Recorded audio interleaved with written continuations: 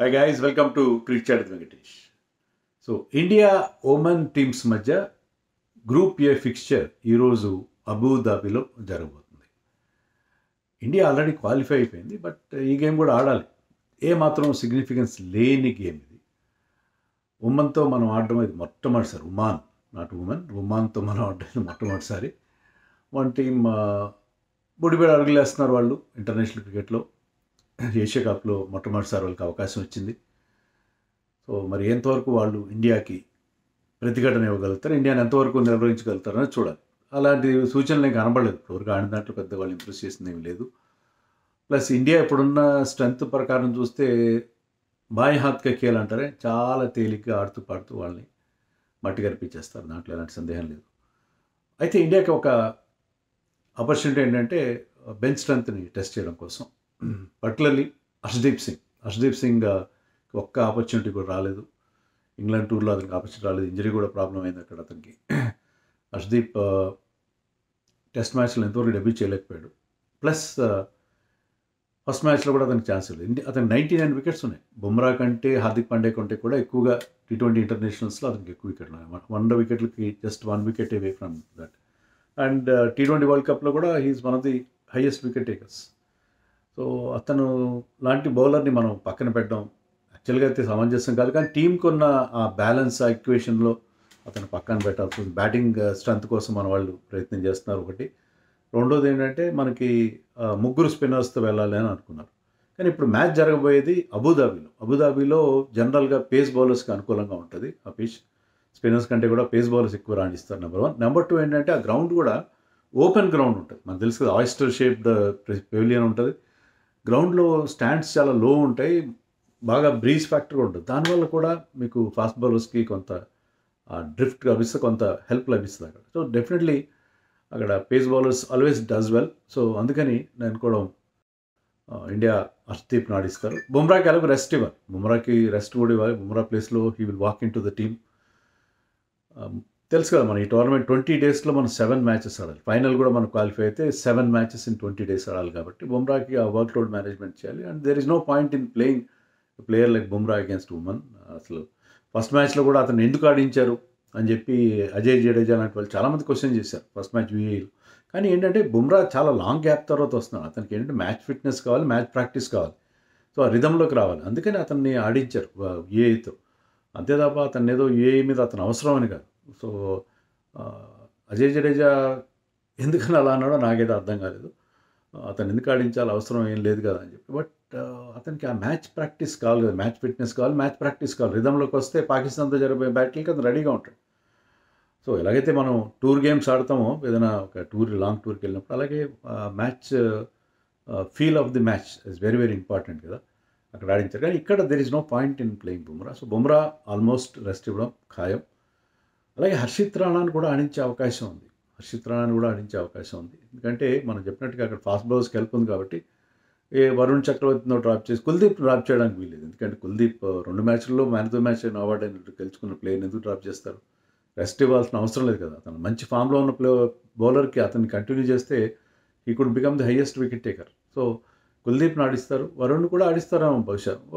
లేదంటే శివం దుబేని పక్కన పెట్టి, ఎందుకంటే ఎంత లాంగ్ బ్యాటింగ్ లైన్ అవసరం లేదు.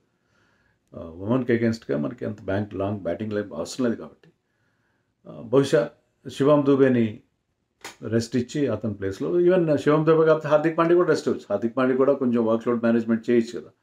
హార్దిక్ పాండేని రెస్ట్ ఇచ్చి కానీ, శివం దుబేని రెస్ట్ ఇచ్చి కానీ నేను కూడా I think India will still go with 3 spinners అని అనుకుంటున్నాను. కేవలం నెంబర్ 7 దాకా బ్యాటింగ్ పెట్టుకొని మన వాళ్ళు వెళ్ళే అవకాశం నాకు కనిపిస్తుంది. So Harshit Rana also might get a look in. Harshit Rana at number 8 is capable batsmen అని టీం భావిస్తుంది. బహుశా అతని సెలక్షన్కి ఇన్ఫ్లుయెన్స్ చేసింది కూడా అదే కారణం. ఎందుకంటే he can bat a bit. So అతను నెంబర్ 8లో బ్యాటింగ్ చేయగలదు కాబట్టి మనకు అప్పుడు ముగ్గురు పేసర్స్ ఉంటారు, ముగ్గురు స్పిన్నర్స్, హర్షదీప్, హర్షిత్ రాణా అండ్ హార్దిక్ పాండ్యా, ముగ్గురు పేసర్స్ ప్లస్ ముగ్గురు స్పిన్నర్స్, వరుణ్ చక్రవర్తి, కుల్దీప్ అండ్ అక్షర్ పటేల్. ఎందుకంటే వాళ్ళు ఎలాంటి పిచ్ మీదైనా ఆ పొజిషన్ని ఇబ్బంది పెట్టగల బౌలర్స్ వీళ్ళు ముగ్గురు కూడా మన స్పిన్నర్స్. అందులో ఉమాన్ లాంటి టీము వాళ్ళు ఖచ్చితంగా ఇబ్బంది పడతారు వీళ్ళని ఫేస్ చేయడానికి. సో అది నేను అనుకోవడం ఏంటంటే, ఒక బ్యాట్స్మెన్ని వాళ్ళు పక్కన పెట్టి ఆడించే అవకాశం నాకు కనిపిస్తుంది. Shivam Dube might be out. Shivam Dube and Bumrah ప్లేస్లో మనకి హర్షిత్ రాణా అండ్ హర్షదీప్ ఆడే అవకాశం నాకు కనిపిస్తుంది. జితేష్ శర్మ కూడా ఛాన్స్ ఇస్తారా? కష్టం కదా, ఎందుకంటే మిగతా బ్యాట్స్మెన్కే సరిగ్గా అవకాశం రాలేదు ఉన్న వాళ్ళకి. మరి జితేష్ శర్మకు రింకు సింగ్కు అక్కడ ఛాన్స్ ఇచ్చే పరిస్థితి మనకు కనపట్లేదు. సో అది సంగతి. అండ్ సంజు శాంసన్ పరిస్థితి అండి. సంజు శాంసన్ 2 మ్యాచ్లు ఆడాడు. 2 మ్యాచ్లో అతను బ్యాటింగ్ రాలేదు. అతను అసలు టీంలో ఉంటాడా లేదని క్వశ్చన్ వచ్చింది.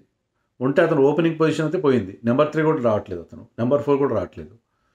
మరి సంజు నెంబర్ 5 కూడా రాలేదు లాస్ట్ మ్యాచ్లో. సో నెంబర్ 5 కూడా రాలేదు. 2 మ్యాచ్లో డిఎన్బి డిడ్ నాట్ బ్యాట్గానే ఉంది అతని పరిస్థితి. మరి సంజు ఈ మ్యాచ్లో ఆడతాడు ఆఫ్ కోర్స్. బట్ ఈ మ్యాచ్లో ఎక్కడ బ్యాటింగ్ చేస్తారు? కనీసం ఎక్కడైనా అతను నెంబర్ 3లో అవకాశం ఇవ్వాలి కదా. బ్యాటింగ్ రాలేదు. Suryakumar has batted, Tilak Varma has batted, even Shivam Dube batted a bit. So అలాంటప్పుడు you can give him a chance to bat at number 3. Number 3లో అతనికి అవకాశం ఇవ్వచ్చు. లేదా ఏ శుభ్మన్ గిల్ను కూర్చోబెట్టి, శుభ్మన్ గిల్ కూడా ఎందుకు కూర్చోబెడతారు? శుభ్మన్ గిల్ కూడా పెద్ద రన్స్ చేయలేదు కదా. Shubman Gill might still continue. So Gill అభిషేక్తో పాటు నెంబర్ 3లో సంజు శాంసన్కి అవకాశం ఇవ్వాలి. మనం చెప్తారు కదా, బ్యాటింగ్లో ఎక్కడైనా ఆడగలిగే ఉన్నట్టు. So why should Surya always bat at number 3? Why should Tilak Varma bat at number 4? వాళ్ళిద్దరికీ కొంత గేమ్ టైం దొరికింది కాబట్టి ఐ థింక్ సంజు శాంసన్కి ఇక్కడ నెంబర్ 3లో బ్యాటింగ్ ఇవ్వాలి.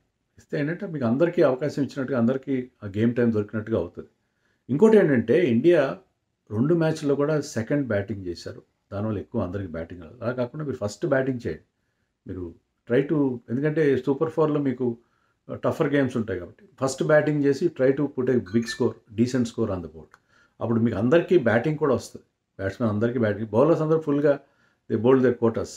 సో బ్యాట్స్మెన్కి రావాలంటే ఉమెన్ లాంటి టీం మీద మన థింకింగ్ ఎలా ఉంటుందంటే వాళ్ళని ఫస్ట్ బ్యాటింగ్ ఇచ్చి 60కో 70కో ఆల్అౌట్ చేద్దాం, తర్వాత మ్యాచ్ తొందరగా ముగిద్దాం అనే ఫీలింగ్ ఉంటుంది. ఎందుకంటే సండే రోజున మనం పాకిస్తాన్తో మ్యాచ్ ఆడాలి. But still I feel it is better to give bat first. మొదట బ్యాటింగ్ చేస్తే చాలా బాగుంటుంది. మన టీంతో మొదట బ్యాటింగ్ చేసి వాళ్ళకి పెద్ద స్కోర్, అందరికీ బ్యాటింగ్ ప్రాక్టీస్ చేసుకుంటే భవిష్యత్తులో మనం ఫస్ట్ బ్యాటింగ్ చేస్తే ఎలా వెళ్ళాలి, ఏ స్ట్రాటజీతో వెళ్ళాలి. Abu Dhabi is a different venue, but అందరికీ ఆ గేమ్ టైం వస్తుంది. బ్యాట్స్మెన్ అందరికీ మంచి ప్రాక్టీస్ దొరికే అవకాశం ఉంటుంది. కాబట్టి ఇలాంటి చిన్న చిన్న అడ్జస్ట్మెంట్ చేసుకుంటే బాగుంటుందని నేను అనుకుంటున్నాను.